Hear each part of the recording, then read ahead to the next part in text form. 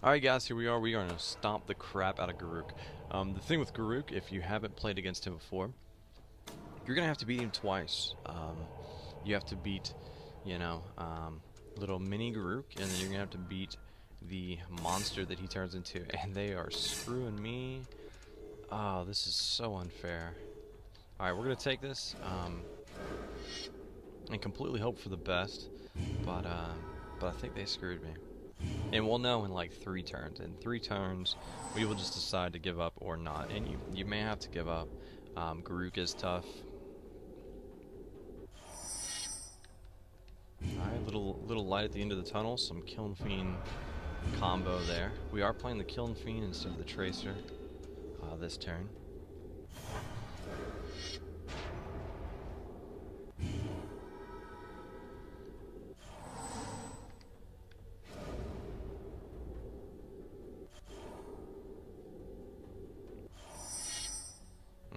Would like to pull a 4 this there, but that's okay. We're just going to stay consistent. We're going to try not to use the Titanic Growth until we're provoked to, or until it makes sense to. I could have got in there for 8. 9 damage that turn. But that doesn't protect any of our creatures or anything like that. Alright, I'm just going to go ahead and main phase this because I know what I'm going to do. I'm not attacking him with that Kiln Fiend this turn.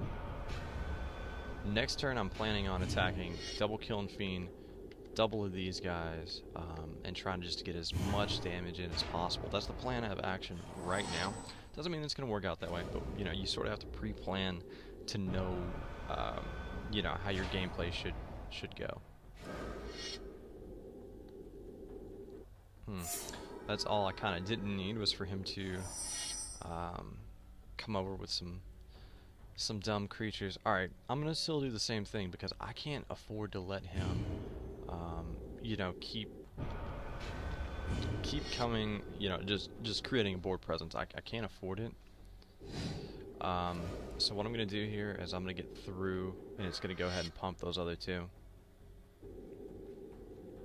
So I'm getting through for 6. And I know we're trading here, but technically I'm ahead as far as damage. He does have card advantage on me now. Basically anything he drops from here on out is going to be tough for me to deal with. But hopefully I have him low enough damage and he doesn't have any flyers where these guys are just going to eat him up. And I could have him dead here pretty soon.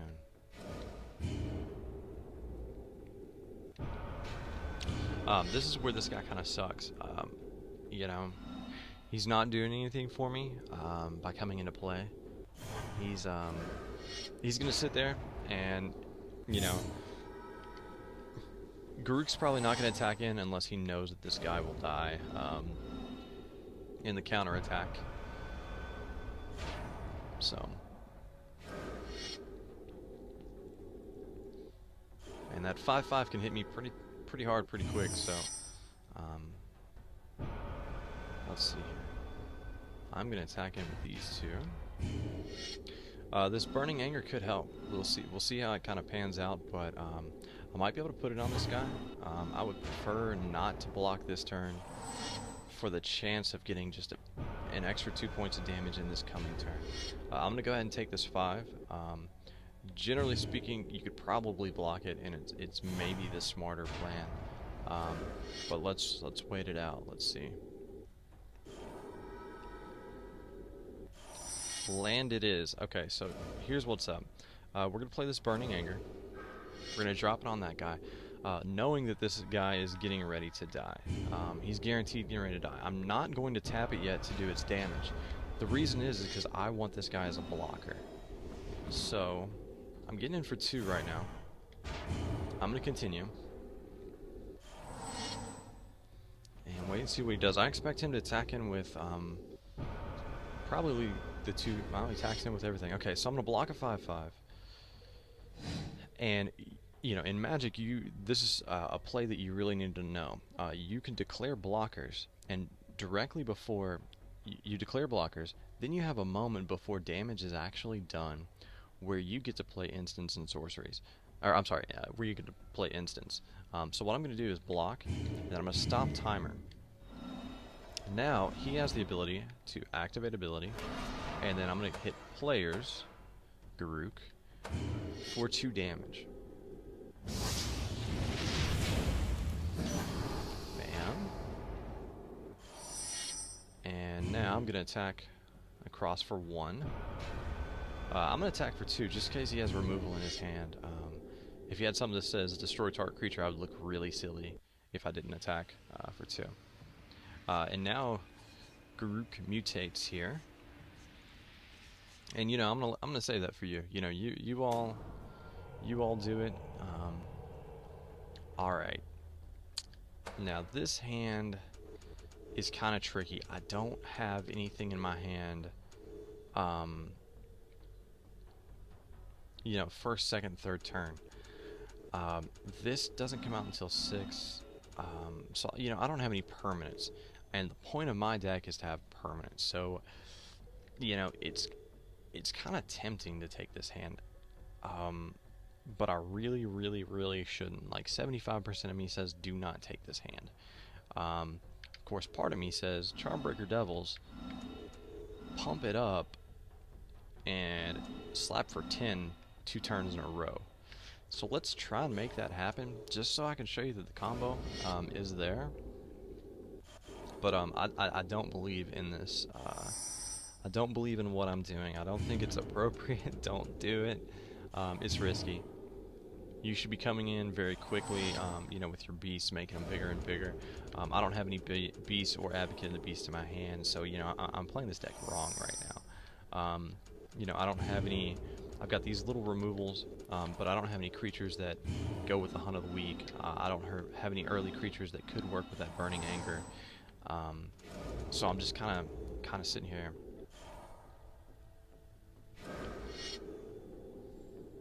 Cultivate. Okay. Garruk has a card called Spiritmonger, and on turn 5 he could drop that, and that will make me sad. But we'll see if we can deal with it. Hopefully he plays something smaller than the Spiritmonger. If he plays a Spiritmonger, we're going to get hit for 6. Oh, see? Tap land. That hurt. The 4/4? Okay, I'll deal with it. I'm actually not going to double shock it there. And the reason is because I've got other things that I can maybe do.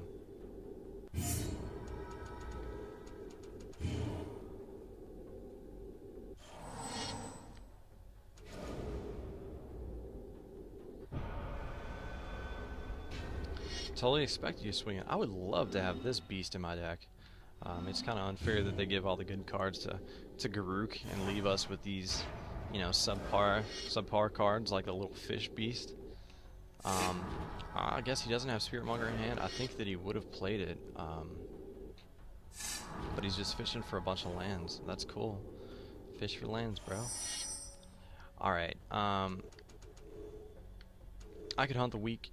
If I did, we would be exchanging creatures, and I would be using 2 cards to kill his 1. So that's not cool for me. What is cool is playing a Kiln Fiend, and then having the Titanic Growth and the Shocks open for what's getting ready to happen. So I'm going to play defensive here. I'm not going to swing in yet. Ideally, I want to get closer to my late game and closer to these. I kind of really have to get closer to these. Alright, he's consuming strength. Bam, bam. So in turn, if he gives that creature -2, -2, my creature's going to die. So,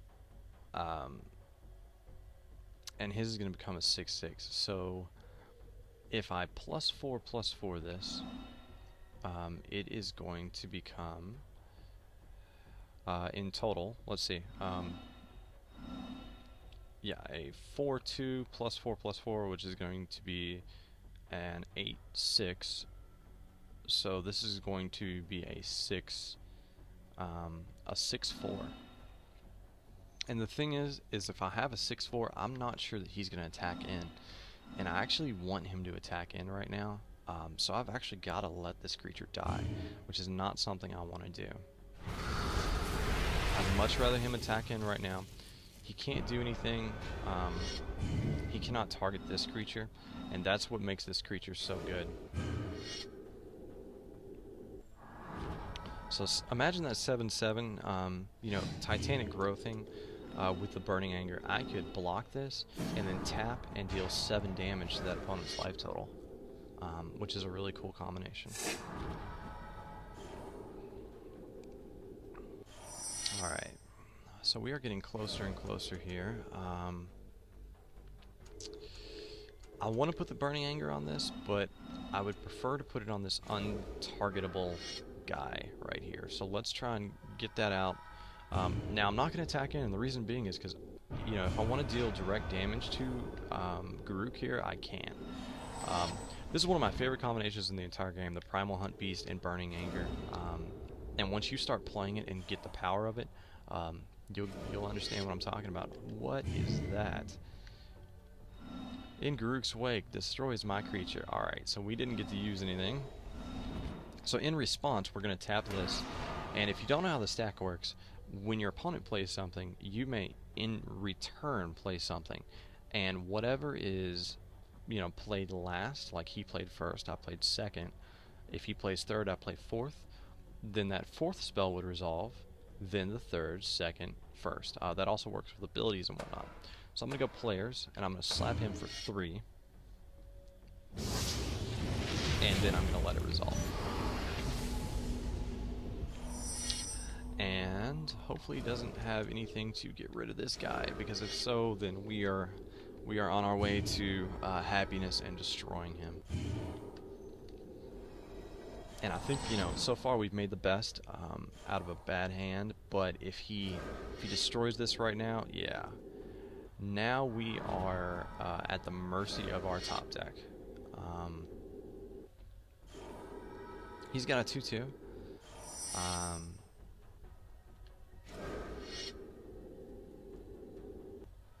Yeah, and this is not good. That 2/2 can pump to a 4/4. So what I'm going to do here, here's a little trick.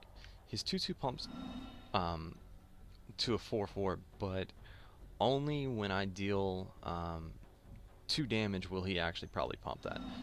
He's actually ahead in life, so I expect him to attack in right now. And whenever he attacks in, I'll shock it. This destroys a target non-black creature. Right. Okay, so he's destroying my creature. Alright. So as he attacks in, he pumped it. And I actually could have responded to that. I just did a really poor job of doing it. So you know what? I'm going to take the 4 because I did a poor job of responding to it. I could have responded with a shock. Actually, you know, I'm going to double shock it. You could have responded with a shock before it got its +2/+2. And burnt that guy out of the way. It would only cost me 1 shock. But it's one of those, sometimes I'm sitting here, you know, giving a tutorial, know exactly what to do, and then the timer rushes at me a little quickly. Alright, this guy's kind of a blessing. We just need more. We need more to go with this. The Hunt of the Week will kill this 3/3 next turn. And it will make this guy a 3/4. And then maybe we will... Man, that Putrefy really screwed us, didn't it? Didn't it?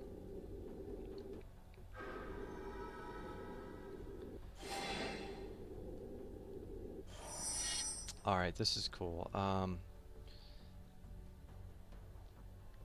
The thing is, I don't want him attacking in with that 4/4, so I've got to play this guy. So I'll have to take out that 3/3 next turn.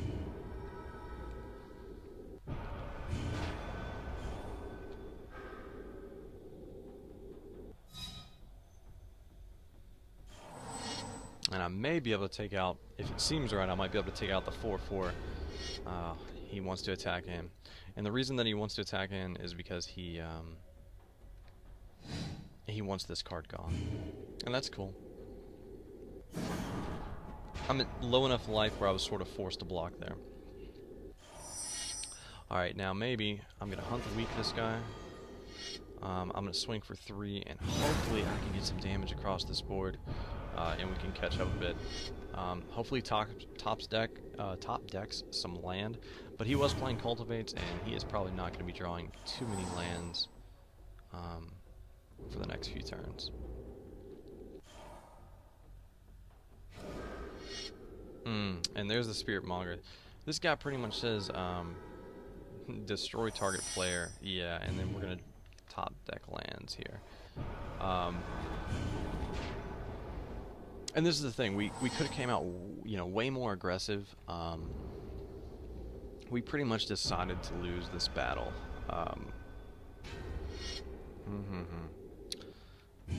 Not gonna block. It's not gonna do me any good. The best thing, see, and the thing is, this creature has regenerate, so he can regenerate it if I kill it. So practically, no matter what I draw here, it's just not good enough.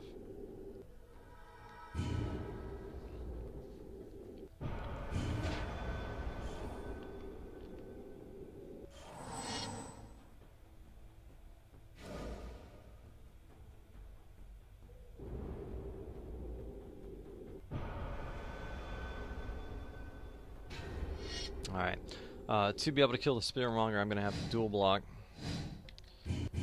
and use this ability to pump up either creature, doesn't really matter. Yeah, and he decided to regenerate, which means he's going to get his creature back and I'm going to lose a creature. And he'll probably... I'm surprised he didn't take the Elder there, actually.